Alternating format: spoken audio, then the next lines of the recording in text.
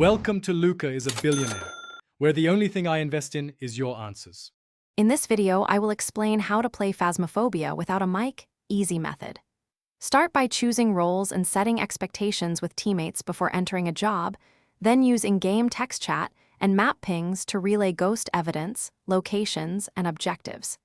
Keep messages short and clear, and use consistent abbreviations for sanity, evidence, and room names. Stay calm during hunts and stick to your plan, so silent coordination feels natural and effective. Make your loadout do the talking by prioritizing evidence tools that reduce verbal needs, like EMF, spirit box alternatives, and cameras. Set chat hotkeys for common calls so you can type a single key to alert teammates during hunts. Regularly open the journal to confirm evidence combinations and eliminate ghost types together without shouting. Practice quick equipment swaps and camera placement to maintain steady progress through each job. If you're finding this helpful, please subscribe and like so I can keep making useful silent play guides.